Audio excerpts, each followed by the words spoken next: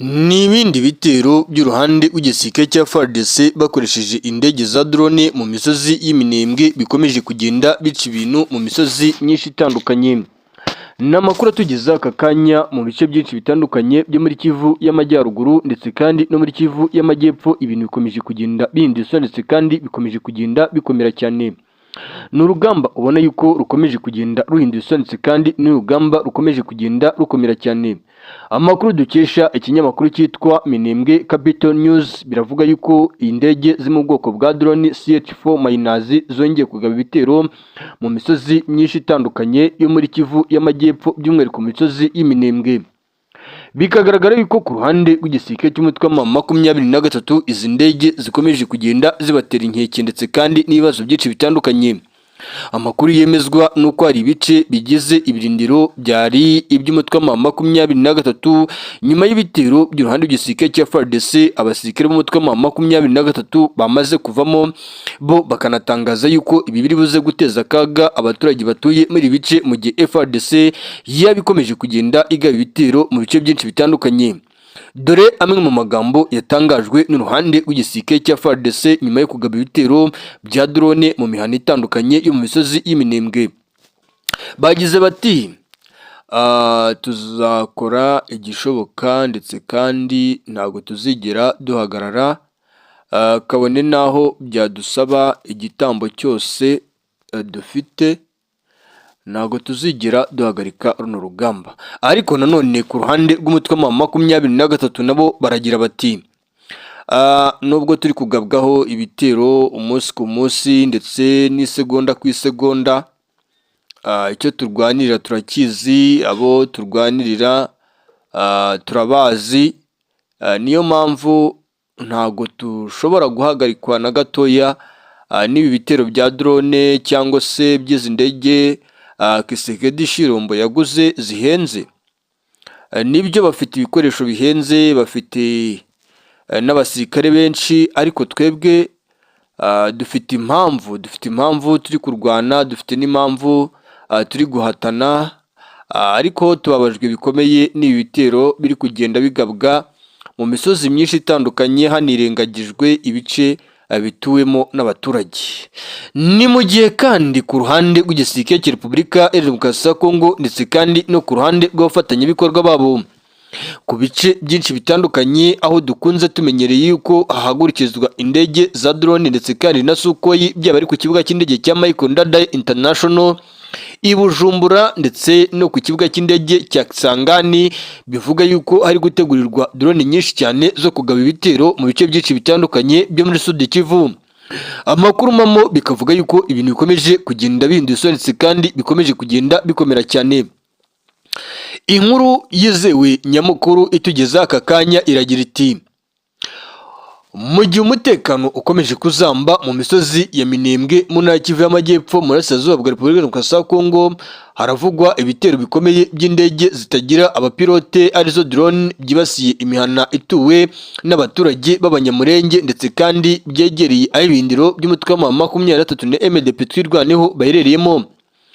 Bikaba byashyize mu kaga abaturage ndetse kandi n'ubwoba bukomeye n'ubuhungiro mu bice byinshi bitandukanye. Amakuru aturuka mu bice byo mu misozi miremire y'Umurenge agaragaza ko iri joro ryaraye rikoreshejwemo intwaro nyinshi zitandukanye ziganjemo izi drone ziri mu bwoko bwa kamikaze nk'uko byabaye ku munsi w'ejo.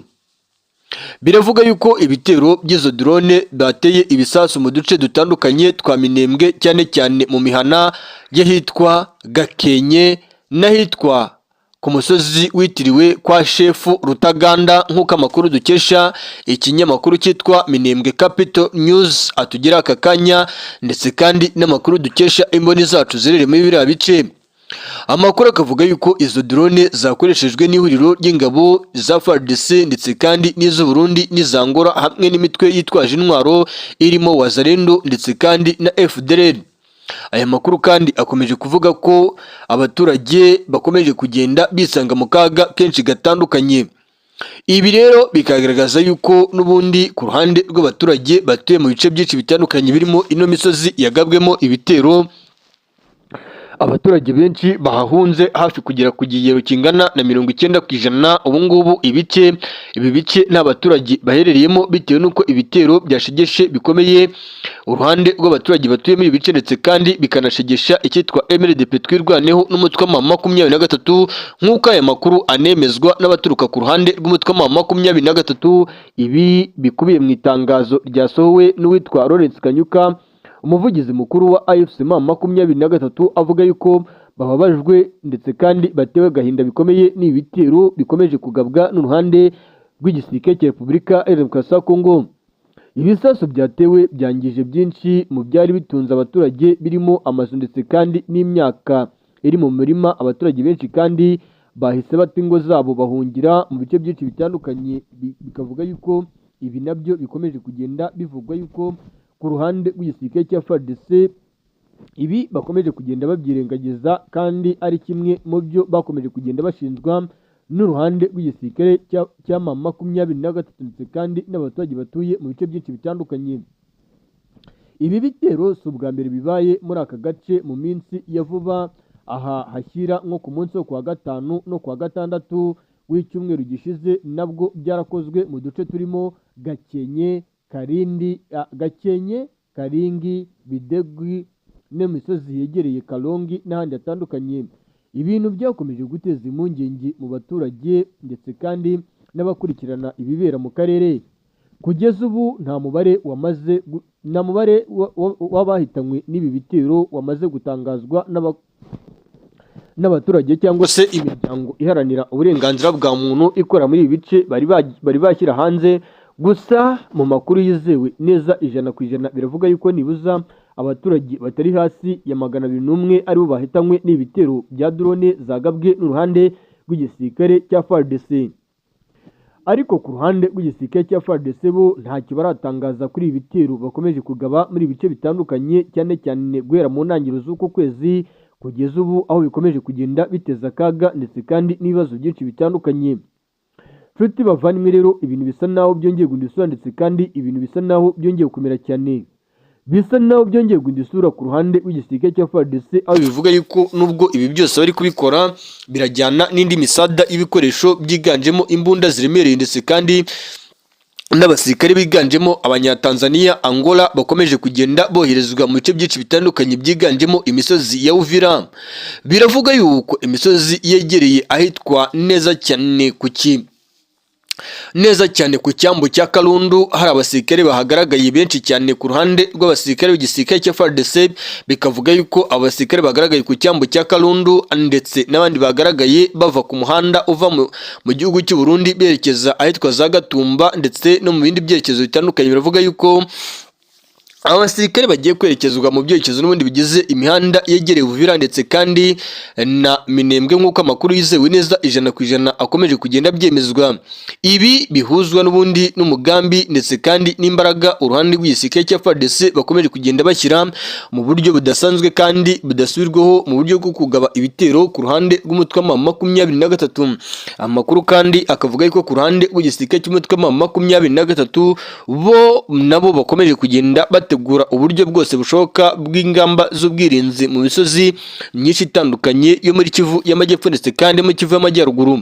Ku ruhande rw'igisirikare cy'umutwe wa M23 bikavuga yuko bo ikibaraje inshinga cyane ari ukwagura imbago z'ibice yaherereyemo, kuko bavuga yuko n'ibice birimo uruhande rw'abasirikare b'igisirikare cya FARDC aka kanya turi kuvugana nabyo ngo abaturage bahatuye bakomeje guhura n'akaga. Aha ku ruhande rwa AFC M23 bo bagaruka ku ruhande rw'abaturage bavuga urimo ikinyarwanda, bavuga yuko bakomeje guhura n'akaga gakomeye cyane abaturage b'abanyamurenge ndetse kandi n'abandi bakomeje kugenda bibasirwa cyane hagendewe ku moko ndetse n'ibindi bitandukanye. Ibi byakomeje kugenda biteza ibibazo ndetse kandi n'akaga mu misozi myinshi itandukanye iherereyemo abaturage.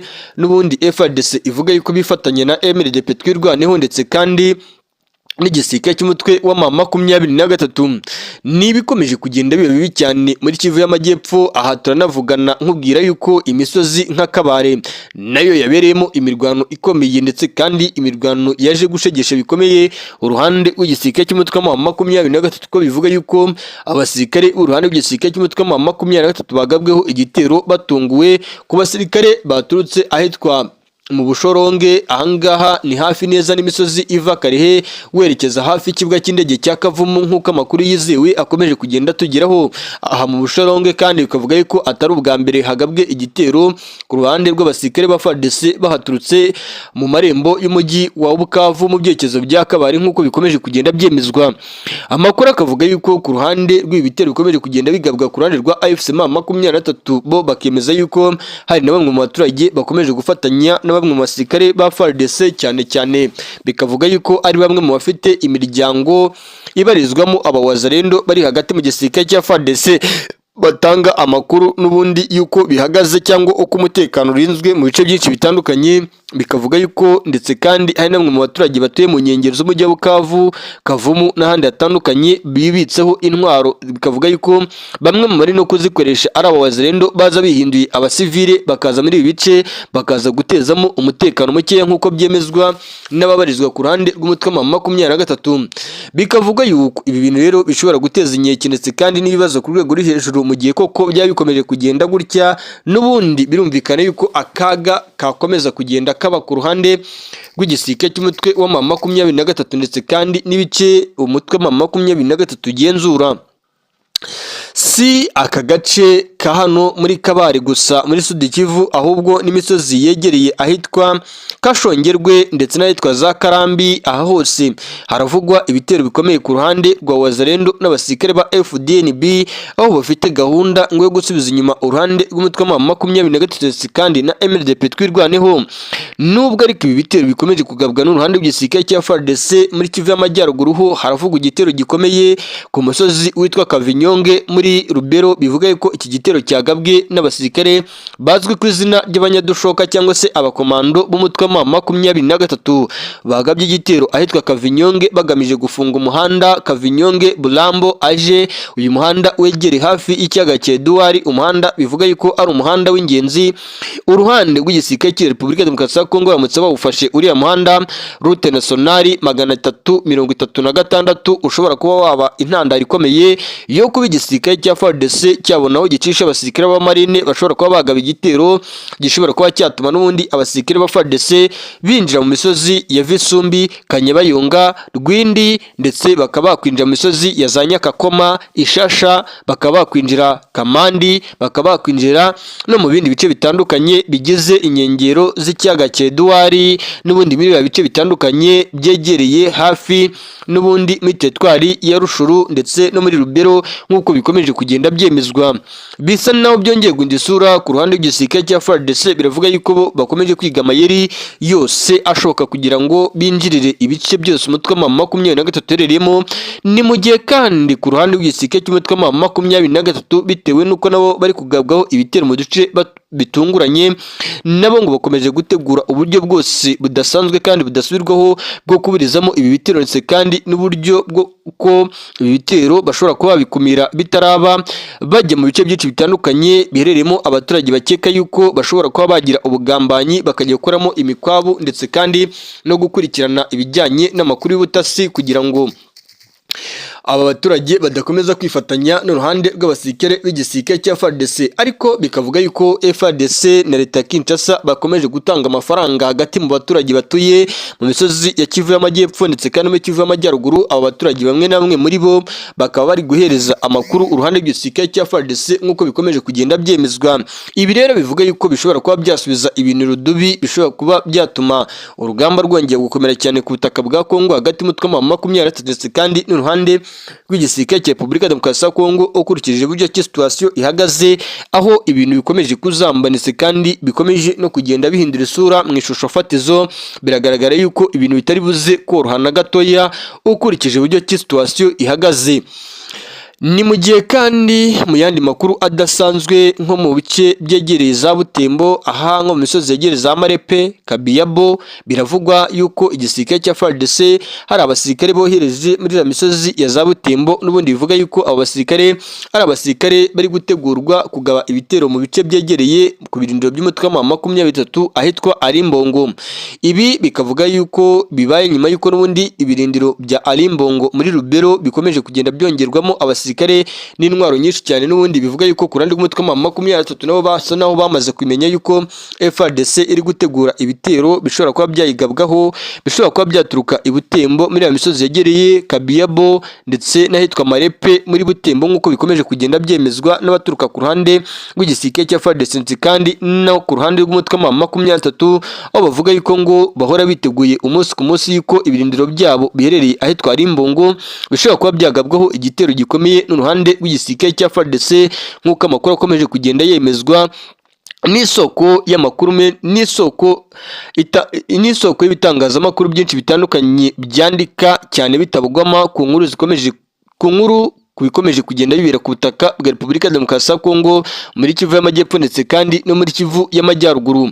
Reka mbifurize amahoro n'imigisha, mbifurize kumererwa neza. Amakuru yacu nakagaruka jye bika kwibanira natwe, wibuka gufyonda ku cyitwa subscribe, like, share, comment aho bigenda neza no bitagenda neza, maze ubundi amakuru agezweho ndetse kandi yizewe utubwire ese nihe bigenda neza nihe bigenda nabi, maze ubundi natwe tugarukane